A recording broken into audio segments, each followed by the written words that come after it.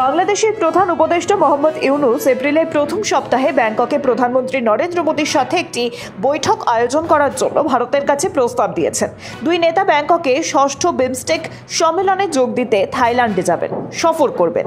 আর সেই সময় দুই নেতা যাতে মুখোমুখি বৈঠকে বসতে পারে তারই জন্য নয়াদিল্লিতে প্রস্তাব পাঠিয়েছে ঢাকা। ভারত সহ দক্ষিণ ও দক্ষিণ পশ্চিম এশিয়ার দেশগুলোর এই শীর্ষ বৈঠকে ভারতের প্রধানমন্ত্রীর সঙ্গে আনুষ্ঠানিক সাক্ষাৎ হতে পারে বাংলাদেশের প্রধান উপদেষ্টার। 4 এপ্রিল ব্যাংককে অনুষ্ঠিত হতে চলেছে বিমস্টেক। আর এই বৈঠকের সদস্য দেশগুলির মধ্যে রয়েছে ভারত, বাংলাদেশ, নেপাল, ভুটান, মায়ানমার, শ্রীলঙ্কা এবং থাইল্যান্ড। প্রত্যেকবারের মতো এবারও ভারতের তরফ থেকে সেই বৈঠকে প্রতিনিধিত্ব করবেন প্রধানমন্ত্রী নরেন্দ্র মোদী। এবছর এই বৈঠকে বাংলাদেশ থেকে প্রতিনিধিত্ব করতে চলেছেন বাংলাদেশের অন্তর্বর্তী সরকারের প্রধান মোহাম্মদ ইউনূস। আর সেখানেই দেখা হতে চলেছে মোদী ও ইউনূসের।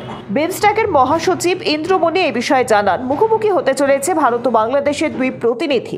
মোদী এবং ইউনূসের মধ্যে হতে পারে আলাদা বৈঠক পর্যন্ত। বৈঠকের সম্ভাবনার কথা জানিয়েছিলেন বাংলাদেশের পররাষ্ট্র উপদেষ্টা Touhid Hossain. Bureau report, Sky News Bangla.